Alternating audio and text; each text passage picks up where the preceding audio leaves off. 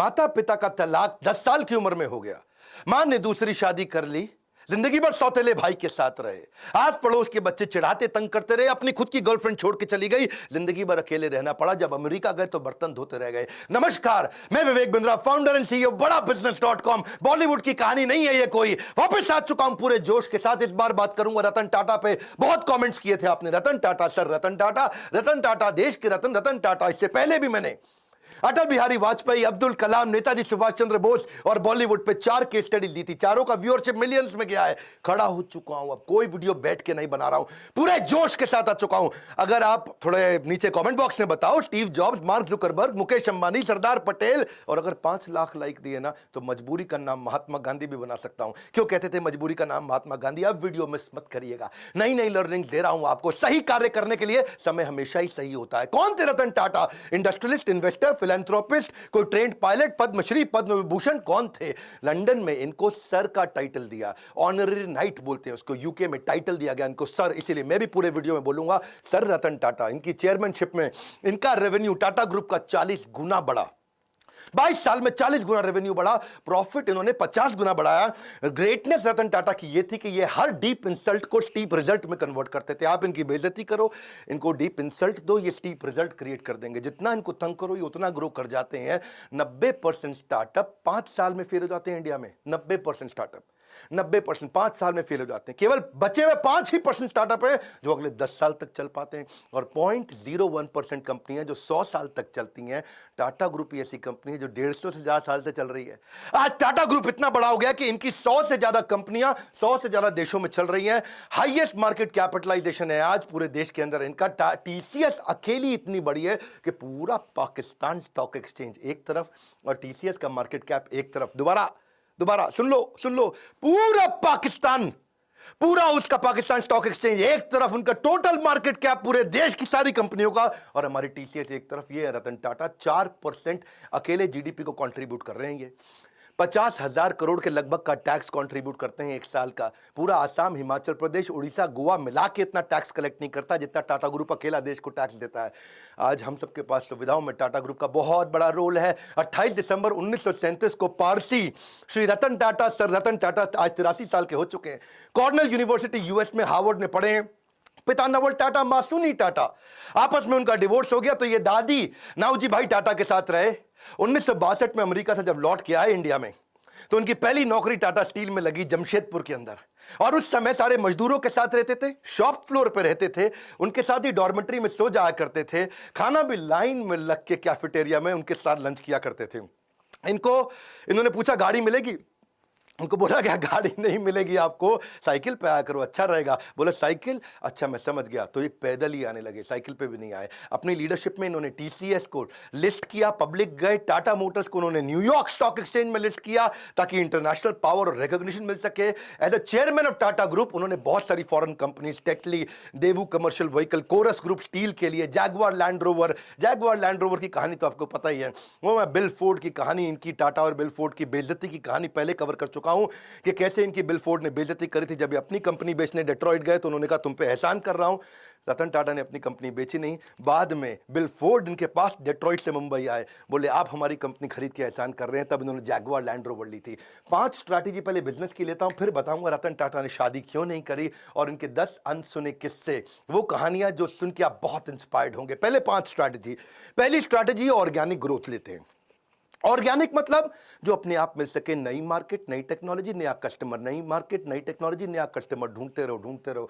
कौन सी नई मार्केट, कौन सी नई टेक्नोलॉजी, कौन सा नया कस्टमर। दूसरी इनऑर्गेनिक ग्रोथ, जो अपने आप होगी ठीक है, अब इनऑर्गेनिक ग्रोथ लेंगे, टेक ओवर करेंगे, एक्विजिशन करेंगे, दूसरी कंपनियां खरीदेंगे, छोटी कंपनियां खरीदेंगे, खुद को बड़ा करेंगे, जॉइंट वेंचर करेंगे, पार्टनरशिप्स करेंगे, स्ट्रैटेजिक अलायंस करेंगे। तीसरी स्ट्रैटेजी, जो धंधा अच्छा नहीं है उसमें से एग्जिट कर लो। Cosmetic, paint, oil, soap, pharma, cement, ये 6 कंपनियां इनकी चली नहीं, उनसे एग्जिट कर गए, बाहर निकल जाओ, कोई अटैचमेंट नहीं, धंधे को धंधे की तरह चलाना है। चौथी स्ट्रैटेजी, एंटर करो उसमें जो चलेगा। रिटेल, टेलीकॉम, बायोटेक्नोलॉजी और टेक्नोलॉजी इनका बहुत अच्छा चलता रहा, उसमें एंटर करके उसको बड़ा करते गए। और इनकी फाइनली 5वीं स्ट्रैटेजी क्या थी कि कोर बिजनेस को पकड़ के रखो। स्टील, मोटर, केमिकल और पावर, ये इनके कोर बिजनेस थे। अब लेते हैं 10 वो कहानियां। 10 में से पहली कहानी बहुत लोगों के मन में है, रतन टाटा जी ने शादी करी क्यों नहीं। एक बार आया था मौका, वो शादी के बहुत नजदीक पहुंच गए थे। लॉस एंजलिस में उनको वहां एक अमेरिकन देवी से बहुत प्रेम हो गया था। वो देवी जी को भी रतन टाटा से बहुत प्रेम हो गया था और वो अमेरिकन देवी के साथ इतना प्रेम हो गया कि इन्होंने डिसाइड कर लिया अब शादी करें। इतने में टाटा जी को फोन आया इंडिया से, अरे बेटा रतन मैं बीमार हूं। उनकी दादी का फोन आया, इंडिया मुझसे मिलने आ जाओ, मेरा आखिरी समय। रतन टाटा को जाना पड़ा क्योंकि उन्होंने सारी जिंदगी दादी के साथ ही तो बताई थी। तो उन्होंने देवी जी को बोला कि चलो चलते हैं अब इंडिया में शादी करेंगे हम लोग और दादी से भी आपको मिलवाऊंगा। तो वहां बेटी को रुकना पड़ गया क्योंकि उसके माता पिता ने बोला इंडिया में इंडो चाइना का वॉर चल रहा है, 1962 का समय था, इंडो चाइना वॉर चल रहा था। उन्होंने कहा अभी इंडिया जाना ठीक नहीं है। ये इंडिया गए, सोचा अब वो देवी जी आने वाली हैं। उधर उसके माता पिता ने उसकी शादी किसी और से करा दी और रतन टाटा को सुन के बहुत धक्का लगा क्योंकि वो वचन दे चुके थे। रतन टाटा ने अपने कई इंटरव्यूज में ये बात बोली कि जो मैं बोलता हूं उसे पूरा करता हूं, मेरे मुंह से ऐसे शब्द नहीं बोलता मैं। I tend to not say things loosely. I try to live up to whatever I've said, the commitments I've made. क्योंकि इन्होंने उस लड़की को वचन दिया था कि मैं शादी तुमसे करूंगा, अब उसने किसी और से कर ली तो रतन टाटा ने जिंदगी भर दोबारा शादी नहीं करी, अकेले रहे, लोनर रहे। See it is not easy to be loyal to someone who is not loyal to you. वो लड़की इनको लॉयल नहीं थी रतन टाटा को, तो भी बावजूद उसके कि कोई अपनी लॉयल्टी ना दिखाए तब भी जिंदगी भर लॉयल रहे। आज तक उसकी याद में उन्होंने दोबारा शादी नहीं करी। लॉयल्टी जो है ना वो ग्रे नहीं होती है, या तो ब्लैक है या वाइट है, लॉयल्टी बीच में नहीं होती, या ब्लैक है या वाइट है। जिंदगी भर रतन टाटा ने शादी नहीं करी। लेकिन अब मैं आपको बात करता हूं दूसरी कहानी का किस्सा। एक बार ये नासिक की तरफ जा रहे थे मुंबई से, कई सीनियर ऑफिशियल्स थे, गाड़ी में जा रहे थे और रास्ते में इनकी गाड़ी का टायर पंचर हो गया। और टायर पंचर हो गया तो सब अपना गाड़ी से उतरे, अपना कैजुअल थे, वहां पे इधर उधर घूम रहे थे, कोई अपना चाय पी रहा था टपरी पे, कोई अपना सुट्टा मार रहा था। तो सब तरह कैजुअल हो गए, इधर उधर घूम रहे थे और तभी देखा कहीं रतन टाटा नहीं दिख रहे, रतन टाटा नहीं दिख रहे। अरे भाई कहां गए रतन टाटा, कहां गए रतन टाटा? चाय पी रहे हैं, अरे कहीं कहीं वॉशरूम गए हैं। तो रतन टाटा अचानक लोगों ने देखा कि अपनी स्लीव्स ऊपर करके और अपने टाई को कंधे पे ऐसा पीछे टांग करके, उसके बाद जो है जैक और पाने को हाथ में पकड़ के दूसरे टायर का प्रेशर चेक कर रहे, उसके साथ पंचर लगवा रहे। तो लोगों ने आके पूछा भाई आप रतन टाटा हैं, आप काहे पंचर लगा रहे भैया? वो उसका काम है पंचर लगाने का। तो बोले देखो अगर इसको 15 मिनट लगते हैं पंचर लगाने में, मेरी मदद से 7.5 मिनट में कर लेगा तो जहां मीटिंग में पहुंचना वहां 7.5 मिनट ज्यादा मिल जाएगा मुझको। अगर मैं टाइम लूज कर जाऊंगा, loss of time is loss of money. प्रश्न ये उठता है कि आपने कब अपने से नीचे के स्तर पे जाकर के जिंदगी में कोई काम किया है? आखिरी बार कब किया था आपने? कब आपने अपने स्तर से नीचे उतर करके दूसरों की मदद करी थी? रतन टाटा जिंदगी भर सिखाते रहे leadership is not position, it is action. ये पोजिशनल पावर नहीं, पर्सनल पावर है। मुंबई का 26/11 का ताज अटैक, और वो अटैक जिसमें वो जानते हैं, सारी दुनिया जानती है कि उन्होंने सबकी मदद करी। जो आदमी का वहां नुकसान हुआ, इनके जितने एम्प्लॉय थे पर्सनली उनके घर तक गए, ये तो आप जानते हैं। 50, 60, 70, 80 लाख रुपए तक उनको कॉम्पनसेशन दिया, डिपेंडिंग ऑन डिफरेंट सिचुएशन, उनको पैसा दिया। इतना ही नहीं, सबको जिंदगी भर के लिए एक मेडिकल काउंसलर भी दिया। किसी को साइकोलॉजिकल डिप्रेशन हुआ, कोई टेंशन हुआ क्योंकि इतनी गोलियां बमबारी हुई थी वहां, जिंदगी भर के लिए उनको डॉक्टर भी दिया। जिसका देहांत हुआ उसको पहले 50, 60, 70, 80 लाख रुपए तो दिया, पर साथ में उसकी बची हुई जितनी नौकरी थी, उसकी पूरी जिंदगी की आखिरी जो सैलरी थी वही तनख्वाह उसको जिंदगी भर दी। उसके बाद उसके घर में, परिवार में बच्चों की एजुकेशन की, मैरिज की, मेडिकल की, सबकी रिस्पॉन्सिबिलिटी ली। ऐसे थे रतन टाटा, जिंदगी भर की रिस्पॉन्सिबिलिटी ली। और अगर तुमने कोई कर्जा लिया तो वो कर्जा भी माफ किया। इतना ही नहीं कि जो लड़का पहला महीना हुआ है आके, पहला दूसरा दिन हुआ है, ऐसा भी एक लड़का था। ऐसे भी कुछ लड़के थे जिनको बिल्कुल अभी होटल में ज्वाइन ही किया था, ट्रेन ही थे, उनको भी ऐसे ही पूरा कॉम्पनसेट किया। ये सब तो सब समझते हैं, पर जो बात जिसने मुझे हैरान कर दिया, जिसके कारण मैं भी अपनी कंपनी में स्टैंडर्ड को चेंज कर रहा हूं, वो ये है कि उन्होंने अपने होटल वालों की तो मदद करी, बाहर आसपास बाजार में जो पुलिस वालों को गोली लगी उनको भी उन्होंने कॉम्पनसेट किया। वहां पेडेस्ट्रियन जो राही चल रहे थे, वहां पे राहगीर थे, चाय वाला था, भेलपुड़ी वाला था, गुब्बारे वाला, पाव भाजी वाला, पान की दुकान, टपरी, जिनको टाटा ग्रुप से कोई मतलब नहीं, उनको भी इन्होंने मॉनिटरी भी पैसे से भी मदद करी और साथ में टाटा ग्रुप में नौकरी भी दिलाई। और ये सब कुछ उन्होंने केवल 20 दिन में कर लिया। दूसरी तरफ एक लड़की थी देविका, सीएसटी स्टेशन पे, उसने अजमल कसाब को रिकॉग्नाइज किया था। छोटी लड़की थी, 10, 11, 12 साल की, और उसको उसके पिता और उसके भाई जेंट्स वॉशरूम गए थे, वो छोटी बच्ची को बाहर 2 मिनट छोड़ करके, और उसको सामने से आके गोली मारी। उसी ने अजमल कसाब को आकर के बाद में कोर्ट में पहचाना था। आज रतन टाटा ने तो 20 दिन के अंदर कॉम्पेंसेशन कर दिया सब कुछ। 20 दिन में फटाफट कमेटी बना के सबको मुआवजा दिया, सबकी मदद करी, सबके साथ खड़े हो गए। और तब 2008 से 2020 हो गया, एक 20 दिन एक 2020, 20 डेज 2020।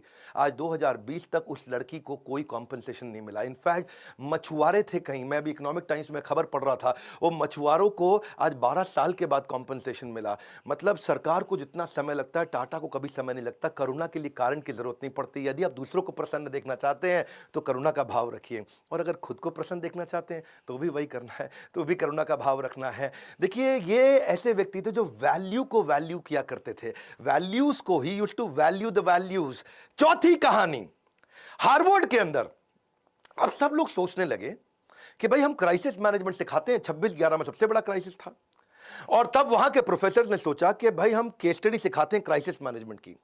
तो उन्होंने अपने 2 प्रोफेसर्स को भेजा कि जाके इंडिया में पता लगाओ कि रतन टाटा की यह कंपनी टाटा ग्रुप में जो होटल था, होटल के कर्मचारी इतने कमिटेड कैसे थे, कैसे अपनी जिंदगी को दांव पर डाल के दूसरों को बचाने में लगे थे। आपको तो पता है ना, वहां एक जनरल मैनेजर भी था, करमबीर सिंह, 1 साल पुराना जनरल मैनेजर था।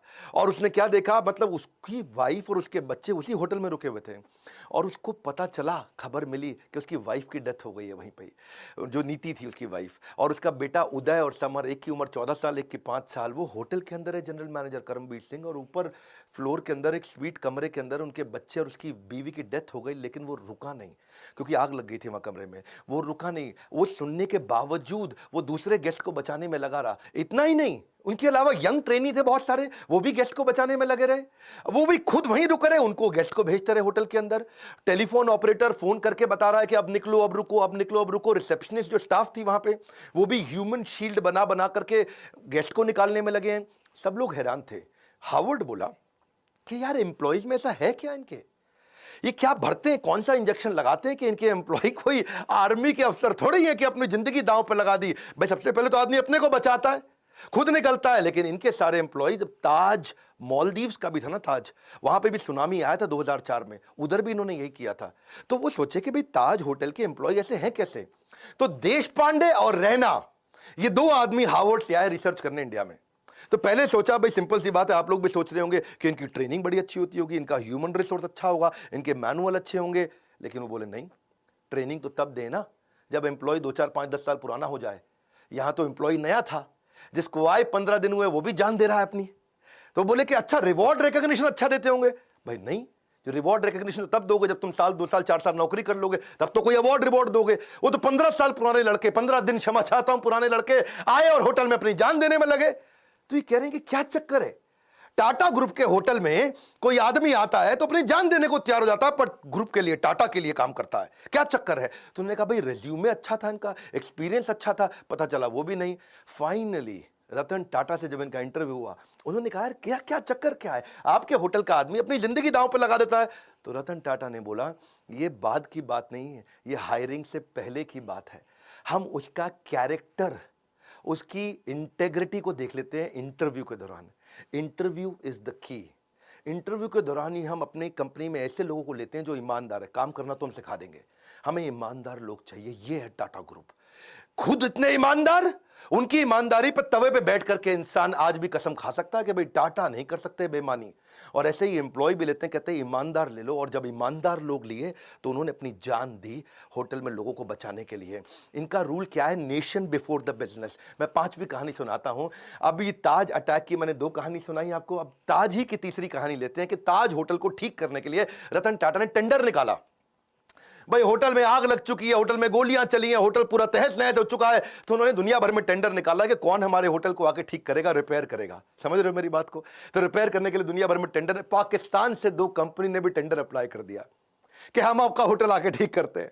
अच्छा, उनको रतन टाटा ने ध्यान नहीं दिया, भाई पाकिस्तानी है, मैं यही कराऊंगा इनसे।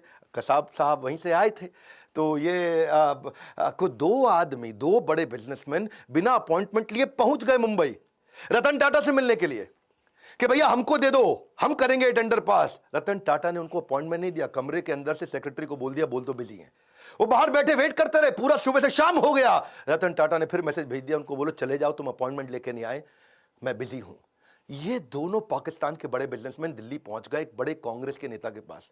उस समय कांग्रेस का वो कैबिनेट में मिनिस्टर था, और उनके पास जाकर के बोलते हैं कि आप मेरी रतन टाटा से अपॉइंटमेंट फिक्स करा दो, हम उनका होटल ठीक कर देंगे, भैया हमारा तो काम ही यही है। तो कांग्रेस के मिनिस्टर ने रतन टाटा को फोन किया, हेलो मैं मंत्री बोल रहा हूं, मैं नाम नहीं लूंगा उनका। रतन टाटा बोले बताइए। बोले ये 2 आदमी आए हैं बिजनेसमैन पाकिस्तान से, ये आपका होटल ठीक कर सकते हैं, इनको टेंडर दे दो, आप इनको मीटिंग तो दे दो, कम से कम इतना तो करो। तो रतन टाटा ने उनको क्या जवाब दिया, आप हैरान हो जाएंगे। बोले तुम बेशर्म हो सकते हो, मैं बेशर्म नहीं हूं, पाकिस्तानियों को धंधा नहीं दूंगा। खटाक फोन रख दिया। ऐसे हैं हमारे श्री रतन टाटा। इसी के साथ दूसरी कहानी, और 26/11 के अटैक के बाद पाकिस्तान की सरकार ने उनसे कुछ सैकड़ों हजारों टाटा सूमो को ऑर्डर दिया था।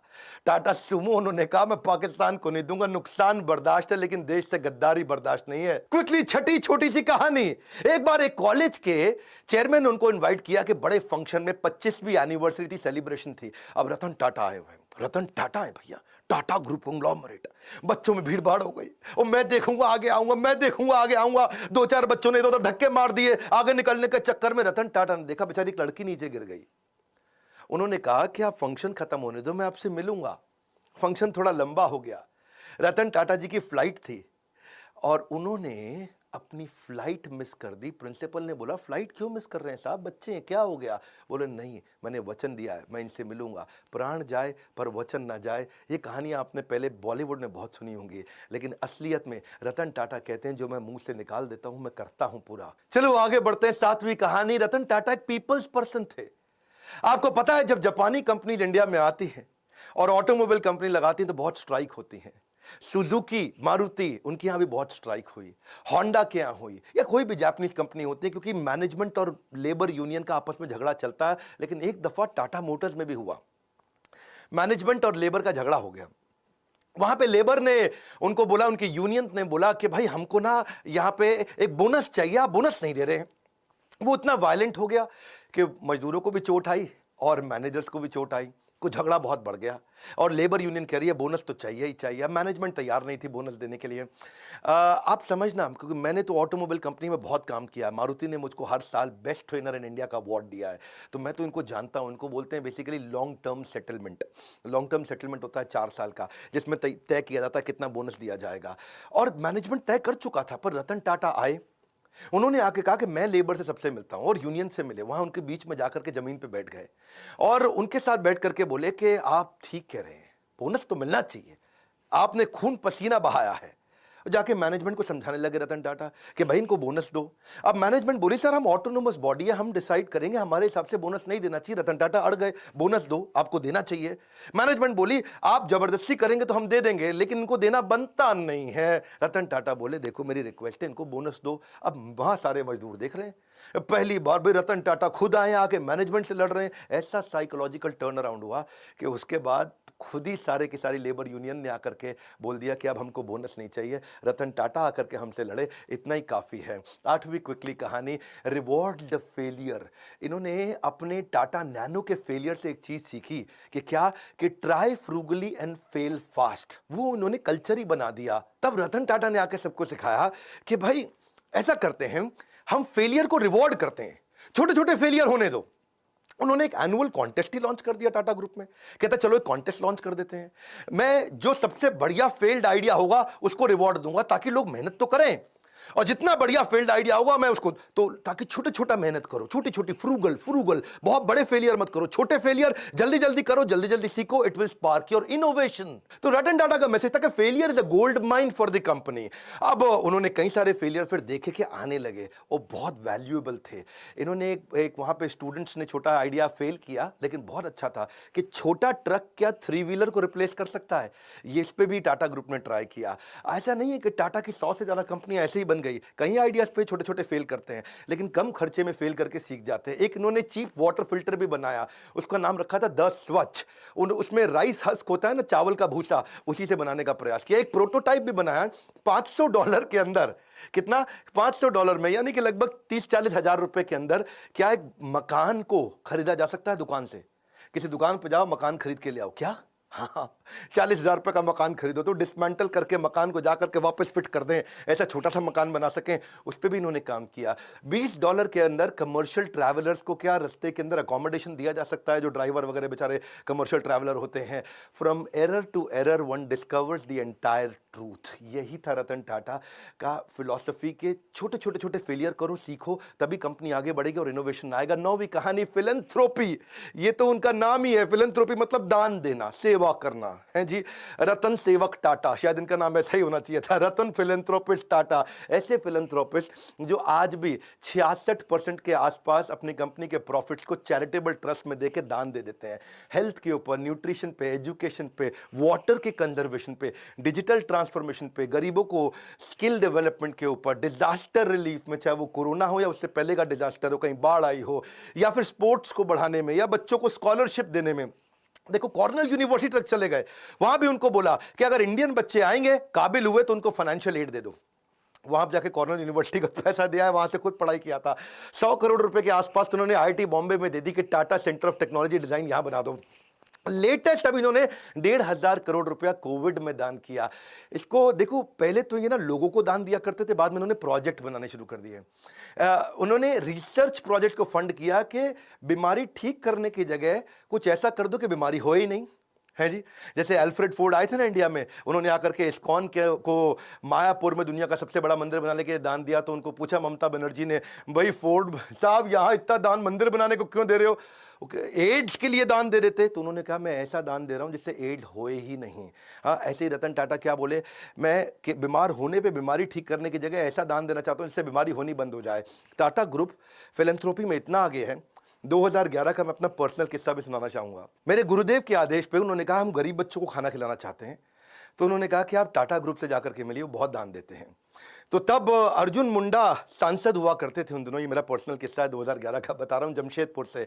और तब मैं उनको गया, उनके पास जाके उनको गीता के कुछ कथा सुनाई, उनको बताया यज्ञ दान तप कर्म, कि यज्ञ दान तपस्या और कर्म ये सबको करना चाहिए, पावनानि मनीषी नाम। बहुत खुश हुआ अर्जुन मुंडा अचानक भगवत गीता पढ़ते पढ़ते 15 दिन में झारखंड की सरकार पलटी, मुख्यमंत्री बन गए।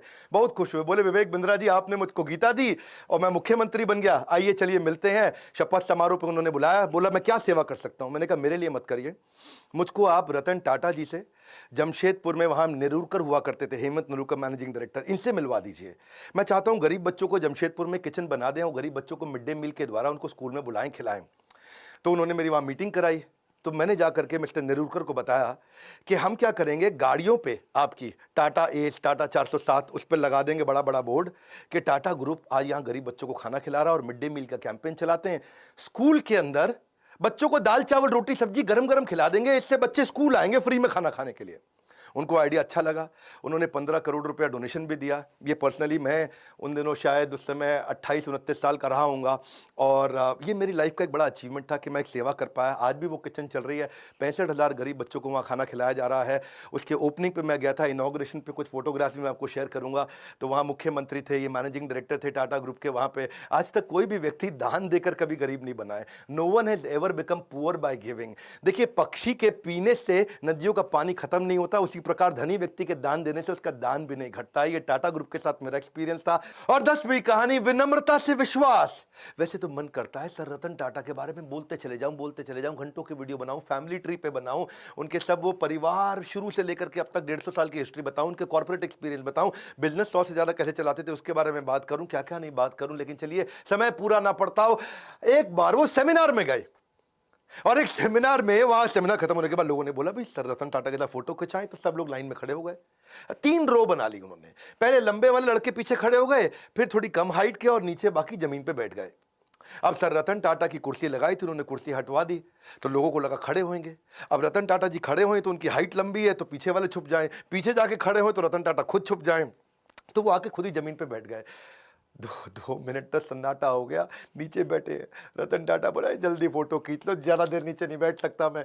सर रतन टाटा है वो, विनम्रता की मूर्ति, विनम्रता से विश्वास तक। जब श्री नारायण मूर्ति, जो कि इन्फोसिस के फाउंडर हैं, जब उनको बोला गया कि आप लाइफ टाइम अचीवमेंट अवार्ड दीजिए रतन टाटा को, और वो जब लाइफ टाइम अचीवमेंट अवार्ड देने गए, तो अवार्ड देते ही उन्होंने पहले उनके चरण स्पर्श किए, उनके पाँव छुए। ये हमारे देश की सभ्यता है, और सभ्यता से ज़्यादा ये स्वयं सर रतन टाटा हैं कि कॉम्पिटिटर भी आके पाँव छूता है। आप दोबारा बता दूं, ये टीसीएस चलाते हैं, वो इन्फोसिस चलाते हैं, आपस में कंपटीशन है। कॉम्पिटिटर भी जिसके पांव छुए वो है सर रतन टाटा। कोई भी गाड़ी दुनिया में चला सकते हैं, लंबरगिनी भी चला सकते हैं, लेकिन टाटा की सेडान गाड़ी चलाते हैं।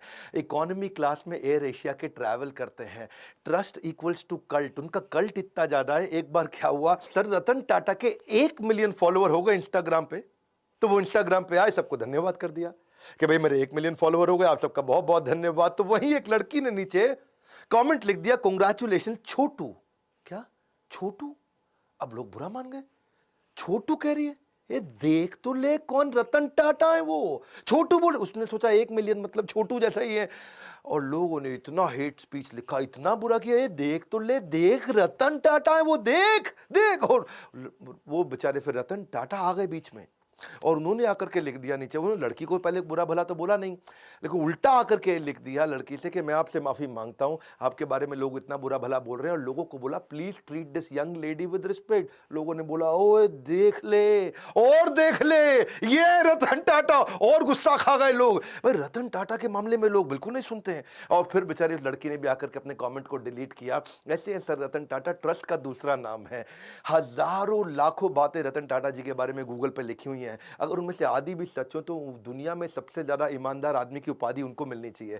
वैसे रतन टाटा जी ने जो इंपैक्ट क्रिएट किया है वो तो शायद कोई भी ना कर सके, मैं तो कभी उसके तिनके का भी प्रयास ना कर सकूं, लेकिन बिजनेस में आपको सफल बनाने की जिम्मेदारी हमने जरूर ले ली है, ये तो पक्का कर लिया है, कुछ भी नहीं छोड़ा है, कुछ भी नहीं। इतना बढ़िया बढ़िया दुनिया के हर प्रॉब्लम का बिजनेस कंटेंट हमने हिंदी में बना दिया, कुछ नहीं छोड़ा है। आज हमसे ज्यादा बिजनेस ट्रेनिंग प्रोग्राम कोई भी किसी का भी कंटेंट कंज्यूम नहीं करता, केवल बड़ा बिजनेस प्लेटफॉर्म ऐसा है। अगर हिंदी में किसी को बिजनेस सीखना है, कुछ नहीं छोड़ा है, सब सिखा दिया। आइए वर्ल्ड का मोस्ट पावरफुल कंटेंट कंज्यूम करिए। अगर आप बनना चाहते हो एक सफल व्यापारी, तो call now to join EAE, यानी कि एवरीथिंग अबाउट एंटरप्रेन्योरशिप, एवरीथिंग। वैसे एक बात है, रतन टाटा एक ऐसे रत्न है जिन्हें भारत रत्न भी पूर्ण रूप से परिभाषित नहीं कर सकता, लेकिन उनको फिर भी उनके सम्मान के लिए भारत रत्न जरूर दिया जाना चाहिए, उनके जीते जी तो जरूर दिया जाना चाहिए। अगर वास्तव में कोई भारत रत्न का अधिकार रखता है तो वो हमारे देश के असली रत्न है रतन टाटा, जीते जी उनको सम्मान देना चाहिए। आज वो 83 साल के हैं। जवाहरलाल नेहरू जी ने,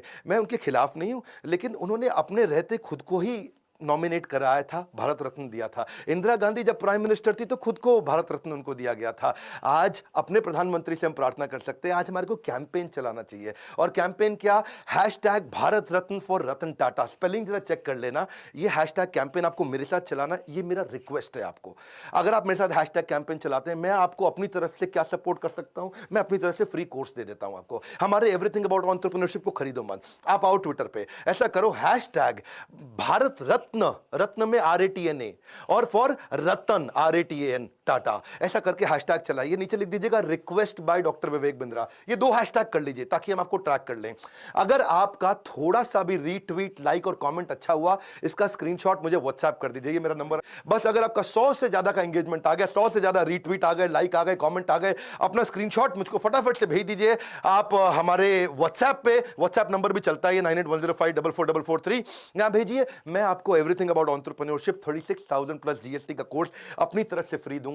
ये मेरी रिक्वेस्ट मानिए। आइए मिल करके इस कैंपेन को आज इतने रीट्वीट दे दे, इतने रीट्वीट दे दे। आप आकर के मेरे ट्विटर अकाउंट को फॉलो कर सकते हो, नीचे मैं लिंक दे देता हूं आपको। और साथ में मिलकर के बस इस हैशटैग को हमें ट्रेंडिंग पे लेकर के आना है। अगर रतन टाटा जी को मिल जाता है ना भारत रत्न, तो ऐसा लगता है जैसे 140 करोड़ भारतवासियों को मिल गया है। आज तक बिजनेसमैन लोगों को नहीं मिलता, लेकिन इनको मिलना चाहिए, इनके जीवन में मिलना चाहिए। यही एक ऐसे रत्न है। मैं आपको रिक्वेस्ट करूंगा, इस वीडियो को खूब शेयर करिएगा, ट्वीट करके स्क्रीनशॉट मुझको भेजिए। मैं अपनी तरफ से क्या कर सकता हूं, आपको कोर्स फ्री में दे सकता हूं। अगर आप मेरा सहयोग करें, रतन टाटा जी को भारत रत्न मिलना चाहिए। नीचे कमेंट बॉक्स में अपनी फीलिंग बताइए, आपको उनकी कौन सी लर्निंग अच्छी लगी, फीलिंग बताइए। अगला वीडियो किसका देखना चाहते हैं वो बताइए। देश के हर बच्चे को, हर व्यापारी को भेजिए इनके वीडियोस के, बिना भ्रष्टाचार के, बिना किसी को घूसखोरी के भी आप बिजनेस को बड़ा कर सकते हैं, जैसे रतन टाटा जी ने खुद करके दिखाया। इस वीडियो को जरूर शेयर करिएगा, लाइक किया अगर आपने तो बहुत उत्साह बढ़ता है। बहुत मुश्किल होता है ऐसे वीडियोस बनाना। हमारे साथ जुड़े रहने के लिए,